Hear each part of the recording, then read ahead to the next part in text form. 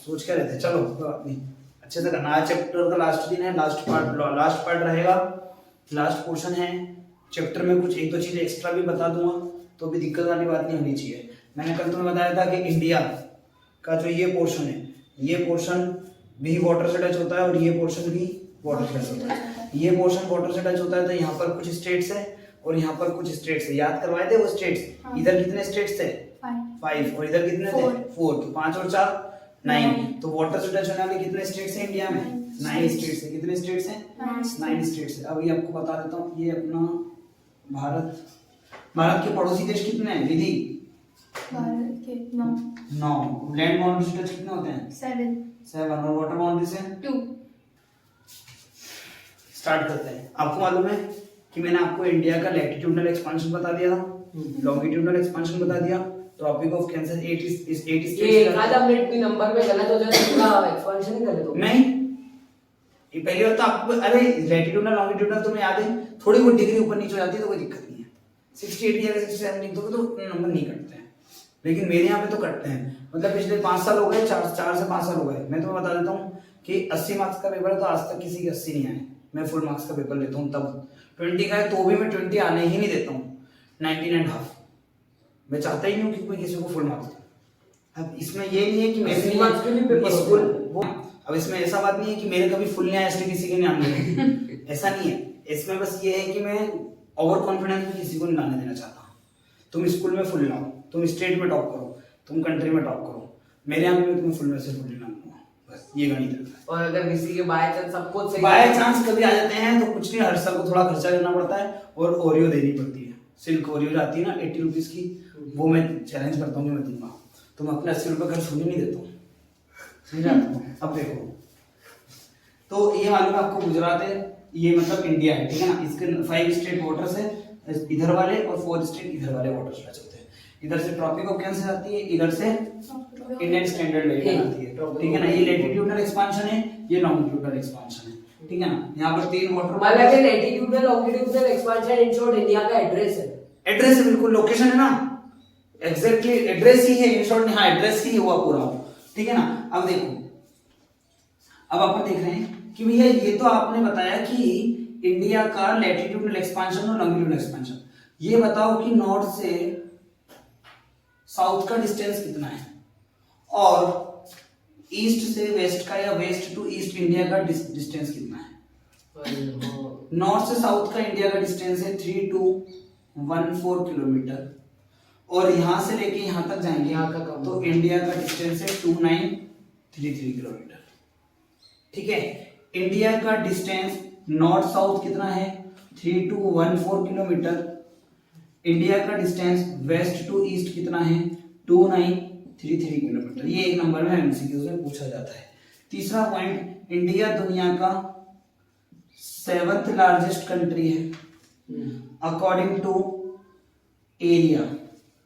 अगला point, India दुनिया का दूसरा लार्जेस्ट कंट्री है population according to population.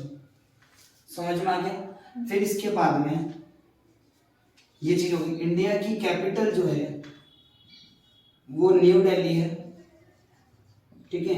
India की इकोनॉमिक कैपिटल जो है, इकोनॉमिक कैपिटल को बताएगा, मतलब आर्थिक राजधानी भारत की, आर्थिक राजधानी भारत की मुंबई है। मुंबई में कितना पैसा है, इसलिए ये इकोनॉमिक कैपिटल है और ये कैपिटल ऑफ इंडिया है। बस इतना बेसिक जानना जरूरी है। मुंबई में ज्यादा पैसा है कि गुजरात के कुबेर में ज्यादा? गुजरात की कुबेर ट्रेडिंग सबसे ज्यादा कहाँ होती है? सबसे ज्यादा मुंबई में सब बड़े बड़े इंडस्ट्री सबका घर तो है, सबका घर तो है। कौन है जिसका घर वहाँ नहीं है? पूरे दुनिया, इंडिया के टॉप 10 आप उठा के देख लो, जितने बिलियनियर्स हैं सबका घर वही है। तो वही सबसे बड़ी इकोनॉमिक कैपिटल जाएगा, समझे आपको। फिर उसके बाद में 7वां पॉइंट, इंडिया के पास 28 स्टेट्स हैं, ठीक है, और 8 यूनियन टेरिटरीज हैं। अभी 9 का फंडा तो मैं बता देता हूँ। 28 स्टेट्स से 8 यूनियन टेरिटरीज हैं। जब जम्मू कश्मीर स्टेट तोड़ा गया तो उसको 2 यूनियन टेरिटरी बनाया गया। आपको मालूम है आर्टिकल 370 लगा हुआ था जम्मू कश्मीर में, उसको हटा दिया गया। वो उसको स्टेट का स्टेटस हटा दिया गया कि आप राज्य का दर्जा आपको नहीं मिलेगा, आप यूनियन टेरिटरी हो। यूनियन टेरिटरी क्या होता है, मतलब यूनियन की टेरिटरी, किसकी टेरिटरी, यूनियन की टेरिटरी, और यूनियन की टेरिटरी मतलब केंद्र सरकार की टेरिटरी है वो, समझे बात को, वहां पे केंद्र सरकार रूल करेगा। तो यूनियन टेरिटरीज, अब ये जब जैसे टूटा ना तो जम्मू कश्मीर और लद्दाख 2 यूनियन टेरिटरी बनाती है।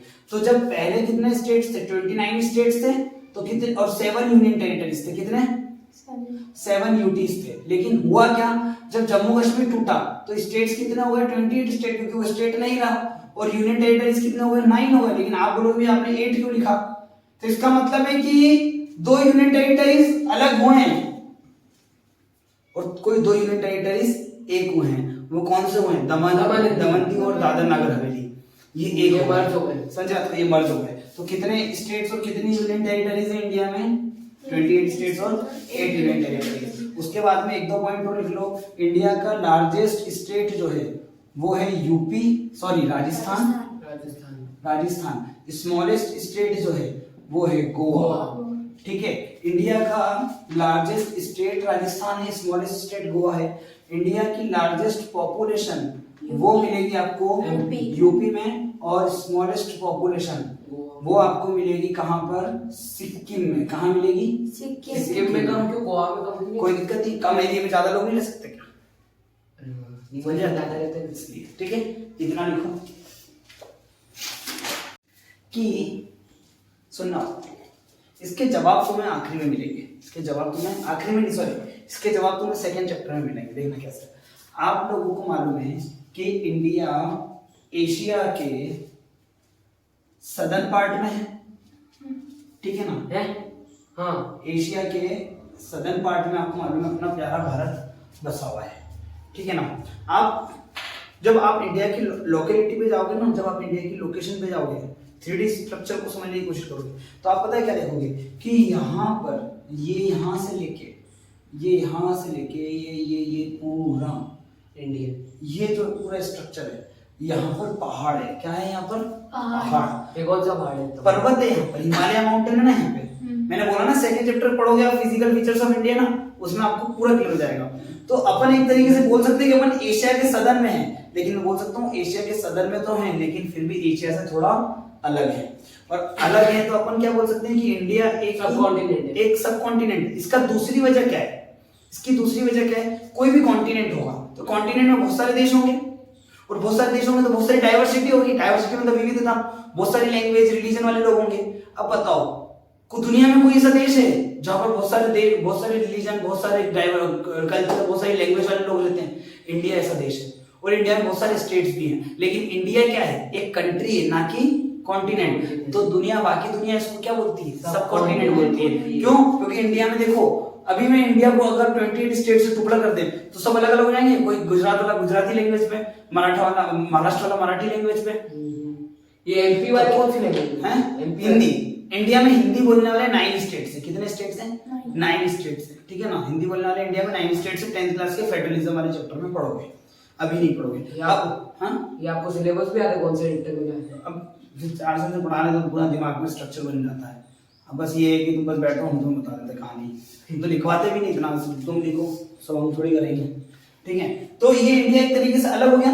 दूसरी चीज क्या है कि इंडिया में डाइवर्सिटी है, तो एक तरीके से इंडिया को देखते ना लोग तो बोलते हैं इंडिया एक सब कॉन्टिनेंट जैसा है।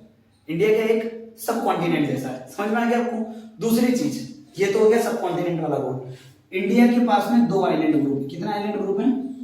2 अंडमान और लक्षद्वीप। एक है Andaman and Nicobar island group, और एक लक्षद्वीप। पता है फायदा क्या होगा? क्या होगा? अगला चैप्टर जो पढ़ोगे ना, फिजिकल फीचर ऑफ इंडिया, उसमें पढ़ोगे आइलैंड्स। उसमें क्या पढ़ोगे? Island of the country. तो एक हो गया अंडमान निकोबार, और ये दोनों यूनियन टेरिटरी भी है। हाँ, और ये दोनों यूनियन टेरिटरी हैं।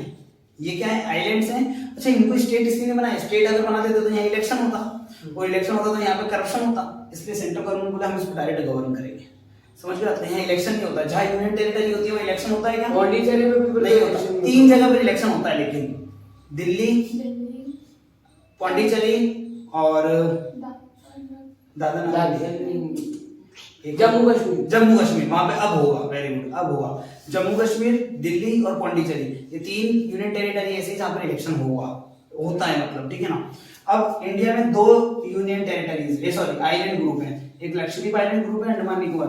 अंडमान निकोबार के पास में मोर देन 200 आइलैंड्स है, छोटे छोटे, और लक्षद्वीप के पास में 38 आइलैंड है, समझे आपको। अंडमान निकोबार की कैपिटल है पोर्ट ब्लेयर, क्या है? Port Blair. Port Blair. और लक्षद्वीप की कैपिटल है कावारत्ती, क्या है? कावारत्ती। बस इतना है, चैप्टर कंप्लीट। ये मैप में दिखते 200 के 200 ऐसे डॉट डॉट डॉट। नहीं, बहुत बिंदी टाइप है, बिल्कुल देखो ना, आके देख लोगे पता।